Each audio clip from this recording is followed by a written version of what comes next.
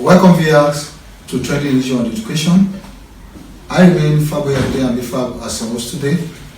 I have two guests, two discussants with me, Mr. Ibukun and Ms. Bella on stage with me. And today, the topic to discuss is student living campus life. Student living campus life and the campus, advantage and disadvantage. I will start from my good friend Mr. Ibukun to just go into little explanation. What do you mean by student living campus life in the campus? Mr. Ibukun, you are welcome to Trending Issue on Education. Thank you very much, sir. Mr. Fabry. Thank you. The subject matter before us this wonderful afternoon is not strange to many Nigerians. The matter of students living couple life on campus over the years has become very prevalent. You will agree with me that if we are to take the statistics on our campuses, we will have about close to 20% of students leaving campus, the campus life on campus. And there's various factors that contribute to this occurrence.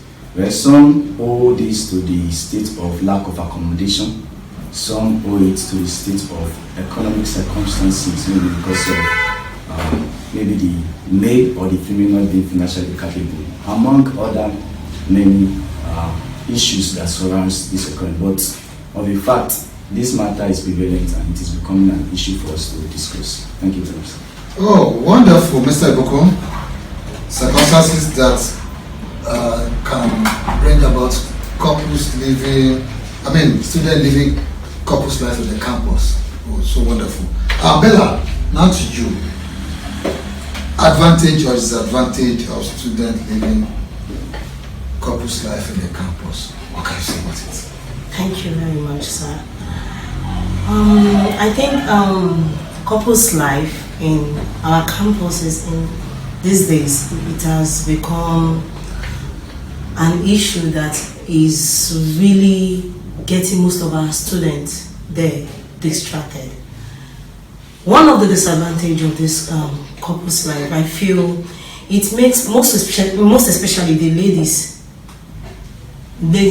distracted because they start performing the role of a mother at the same time the role of a wife, like washing clothes for their spouse, feeling like an housewife already. And when it's time for examinations and stuff like that, they won't have enough time to study. So, but some people believe the advantage is for them to know each other very well before they get married. So that's what I can say for now. Okay, Bella, if I come back to you now, so it really happens that the students who left home to study also live as a couples in the campus. It does really happen, or it's just a say? It's not a say at all. I must say 50%, not even 50%, like 70% of the students in campuses right now are practicing this art. Unmarried students coming to school to start performing the role of husband and wife, living couples life, which is distracting them from their studies in school because it's so distractive. So distractive. Yes, sir. So distractive. Yes, sir. Now to you, Mr. Ibukun. Please, you gave analysis about 20%, 30%. Has it really gone so bad to that extent? Well, if we are to look at the present situation of our country in terms of the economic situation, you will agree with me that Nigeria is presently sitting on gunpowder because our economic system has gone haywire, and that has forced a lot of parents who have been comfortably sponsoring the education of their students, which is their worst, their children on campuses, to lose this ability Imagine a child collecting an allowance of 20,000 naira before, and now how much can 20,000 naira? How much can it purchase in the market? Now imagine that kind of situation, and the child wants to do well academically. So I'm just trying to paint a picture of the fact that yes, that statistics I gave is beginning to take an upward move. Well, in previous times, you could say it was stabilizing because things were a little bit getting better. But now, the more, I believe, what drives that to happen the most is the economic situation. So, to answer your question, yes, it's getting worse. And if care is not taken, just as my co-discussant just said, it's the major problem attached to such an occurrence is distraction.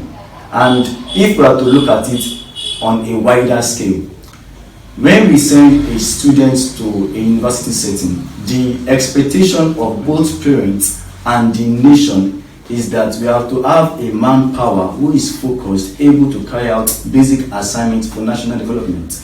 It's just relatable to the matter of the Valentine issue. Why was Valentine? Why was he killed? He was conducting marriage ceremony for soldiers who are in war front.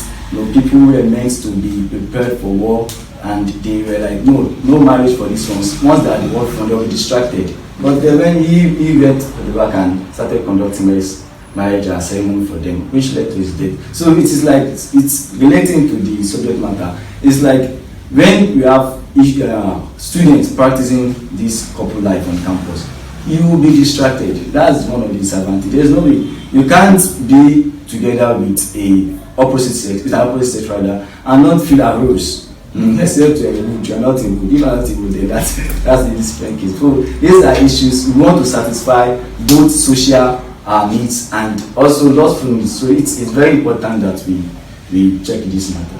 Thank you. Well, thank you, Mr. Buffon. Bella, you said from earlier discussion, your parents got to know and they were angry. They stopped sending you allowances. They stopped responding to you. Inside you felt guilty. Did you see any response from your parents that they also felt bad that my daughter or my son is doing this? Is there any relationship from home apart from withdrawing the allowances? Any other thing? Will they report you to uncle, brothers, or? It started from the Okay. It started from the boy's family. His dad came to the campus. How did they come with K? He came to the campus. If I have to be there, exactly. It was in because the apartment we rented was off campus, okay. So he didn't know exactly where we were. Like Mr. and Mrs. Exactly. So he later found out and came very early in the morning. I just had that knock on the door. But this guy was telling me that this guy told me that he wants to go and ease himself, that he's going to the toilet. I was like, okay. That we were living in a room apartment then. So we went outside. That was when I just had that knock on the door. I was like, I opened the door, and the next thing I saw was one old man and one old woman looking at me like a ghost. Have you met them before? At all. You're seeing them for the first time. For the first time. You're seeing your father-in-law for the first time. So I was scared. Oh, wow. When I saw, I didn't even. Early in the morning. Yes, very early in the morning, as early as 7. Wow. I was so scared, and I was like, "Can you come?" I just had to like face them like, "Good morning, sir. Good morning, ma." So you are the wish. You are the wish that calmed our son for how many months, that not allow our son to listen to us again. Look at me, Bobby Dada. Emi Atie. Oh, wow. I was like, sorry sir, I don't know what you're talking about. Where is our son? I don't know what you're talking about. We will make sure we will report to the school authority. We will report it to the CS, everybody. I was just begging. I'm very sorry, sir. At that moment, he knew you came for a trouble to. Exactly. And he wasn't in. He was not in. It's like he had their voice from the toilet. So, Obelubo. So I was the only one facing the whole music. So it was so dramatic that everybody, all my neighbors, the other students there had to come out. They have to come out. Like, let's say to this, I felt so embarrassed. Sure.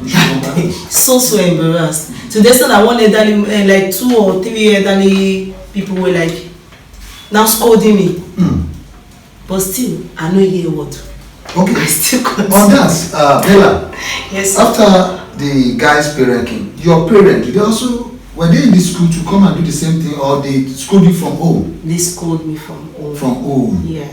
They stopped your allowance as you said earlier? Yes, they had to stop it. Like, if I feel you are capable enough. Capable enough and the to, guy is capable enough to pay your fees. That means the guy is capable enough to pay for my feeding and everything. So they wanted to see how it will go. So in short, I want to say that African parents will not accept that. Exactly. A normal African parent will never accept that. Is that what you're saying? Exactly. Your parent never accepted and his parent never accepted that. It affected us academically because we were unable to concentrate. The trouble was just too much for us. Good. Now, Mr. Ibukon, you heard what Bella just said. Our experience, life experience. You said never had experience. You talked about your friend who was running a very lucrative course and that. Now, during your stay in school, those who engage in this, apart from the economic factor, and is it lost? Well, yes, you are very correct in saying that. There is always this innate yearning to belong. You know, when I was doing education, I was told about. Alright, I could remember when I was doing education then, and came across this phenomenon called Abraham Maslow hierarchy of needs. Okay. So it made it visible to us, even as teachers, because I'm not a teacher, to understand that there are various needs attached to humans, and one of it is love and belongingness. So, apart from the economic circumstance that could, push people to engage in this matter of corpus life on campus, another is the matter of this psychological need on every woman part, just as she noted the other time. So I won't say that it is only attached to economic issues or any other issue, so to say. One of it is this I'm human. I also had that tendency, but looking at the environment where I was located in and the circumstances that surrounded me, that was what just deterred me from engaging in such an activity. But just to confirm what you have said, yes, there are other issues that can prompt people or students to engage in corpus life on campus. Okay, I'm still talking with you, Ibukon. When we're in campus, we have the fellowship campus, the student fellowship union, NIFES, Redeemed Fellowship, Muslim Student Society. It's like this fellowship are not curtailing these things. We still find out that I heard that even the fellowship president is also cohabiting. So what is the essence of the fellowship in the campus? I don't want to get myself in trouble. Okay. But the fact is, it happened when I was on campus. Yeah. There was a particular fellowship, so to say, I won't mention the fellowship, that the student union came on a fateful Saturday to drive out every member of the fellowship because they were actually cohabiting in that fellowship. So the whole center, one of the girls got pregnant. The parents came to campus to ask what happened. I attended a federal university, so unlike a private university where they do investigation. Yeah. So they were like, it is your daughter that didn't hear what. If she is well trained, she will know what to do.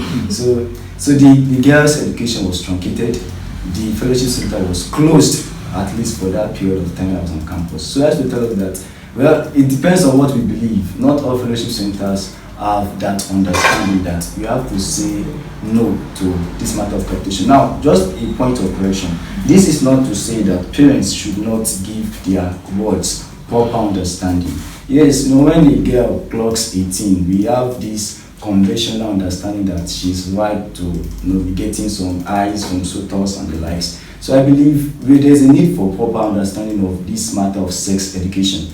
And we are glad that today we have this matter of sex education being introduced into the school curriculum, which is to enhance the understanding of various students in the matter of how to handle relationships with the opposite sex. If we don't give proper sex education, especially this Alpha generation, we were studying a course some weeks back about how we relate with ourselves during the Gen Z generation. We still have the Gen Z generation much around, and this Gen Alpha generation, those who are like 10, 13, and the likes downwards. This matter of cohabitation didn't start at university. The tendency started when you were in high schools. I have several examples I could have cited in matter of secondary school students, engaging in. So let us not just digress. We are focusing on the tertiary institutions sector. So I would just say that, just to cut off the long story, that the fellowship centers need to also take a stand, preach against it. Not that you won't get married eventually, but what if the side effects takes you out of university? Imagine the student dropping out. So what is the essence of all this? So what if you are on a good grade, say for example 4 points, then you engage in it, you drop to 3 points, 2 points, and the 1 point. What are you looking at? So now let me just cite one example, just to run up. There is a case I came across when I was going through the newspaper some years ago about a female who finished as the best graduating student of one of the federal universities in this country. I will keep short on the federal university. Now, they interviewed this girl, and they were asking her that, what was your major motivation? She said, it was my boyfriend. Now I was like, wow, your boyfriend motivated. That's to tell you that sometimes now let's look at the part of maturation. Okay. Some kids are not mature. Not me use the word kids. Some students, they're not kids, they're not students. Some students are not mature. Some are mature to understand that, okay, we are not cohabiting, we are just relating. We are relating on a general level. And then we have the plan of getting married, but not to the extent of sleeping under the same roof. If there will be a side effect. Thank you, Mr. Buko. Now, Bella, to you. We talk about campus fellowship. Some going against, like Ibukun said, what happened in one of the federal universities that you went to, and the parents came to school and this. Now, I want you to go digress a bit. All these campus couples relationship, does it end in marriage? What is the percentage in marriage? Thank you so much, sir. What I feel about this is that in most cases, it doesn't end up in marriage. I must say 80% it doesn't end up in marriage. And if it must, even some that even end up in marriage, they don't really enjoy their marriage out there because the relationship is not matured enough. They are like babies trying to build themselves because their parents are trying to go against them. They will like, okay, go and get pregnant for me. They will accept us. At the end of everything, when they now say no, love is not enough. It's not enough in any relationship. There are other things involved, and at the end of everything, they will end up divorcing each other and having issues. That's all I have to say for now. So it does not end. Student living campus life in campus, living campus life in campus does not end in marriage. The percentage is very low. Exactly, to you, what do you see? Just as she has said, that's very correct. The percentage of those that end up in marriage is just very little, just very low. And looking at it, bearing from where she stopped, we realize that these couples, they don't know the genotype. Some don't even know the genotype. So imagine going through that kind of marriage, giving birth to SS and causing economic challenge to yourself, trying to take care of an SS child because you were ignorant of taking note of the genotype before marriage. So this is a broad topic that we can't exhaust. So it's for me, and not just to me, from my own experience, the ones I have seen out there, majority don't end in marriage. Yes, viewers, we be talking on trending issue. Today's topic is student living campus life, living campus life in the campus, advantages and disadvantages. Well, like I said earlier when we started that we'll deliberate on this topic, or we're going to have day 2, day 3 on this topic. We want to have views so that we can help our students there in these campuses. As we're running on this segment, I want my two discussants, and Bella to give a word of advice. Iboko, this is a very interesting topic. I'm going to have it series and we're going to have more guests on this show. Please, can you give us your word of advice? Well, I will say to the youths out there that determination in studies is very important and focus must not be lost. And to that effect, it is very pertinent that they understand that cohabitation has its side effects. They should count the costs themselves and see to it that they determine for themselves what they want to have at the end of the day. Take the statistics. Those who have finished as best students over the years, did they engage in such an activity? I'm going to campus as a fresh student. Why do I want to engage in such an activity? I believe when they count the cost themselves, they can determine if or not they should indulge in such an activity. Thank you, sir. Yeah, thank you, Mr. Iboko. Now to Bella, your word of advice. You practice it. In conclusion to what Mr. Ibukun just said, I feel our parents have a lot to play in this also. Good. Concerning them being overprotective towards their world, their kids out there, they should try and let their kids to be free with them and let their kids to be able to make their decision. The only thing they will do is to try and advise them and let them see the road. So that's all I have to say for now. The parents have a lot to play on this. Yeah, thank you, viewers. My two discussants said, parents, you have a role to play. You students in the school, you also have a role to play. You sent to school to go and study and come out with a certificate. If you could even mention, he said that what is the percentage of those who engage in those arts, and at the end of the day, what they come out from, what they get from it. At this point, I want to tell the parent that we still continue on this series on trending issue on education. Go to our channels, YouTube channels, go and make comments. You can also be part of this discussion by commenting on our programs. Next time, I will still remain yours, Fabre Adedemi Abifab. Thank you. Bye.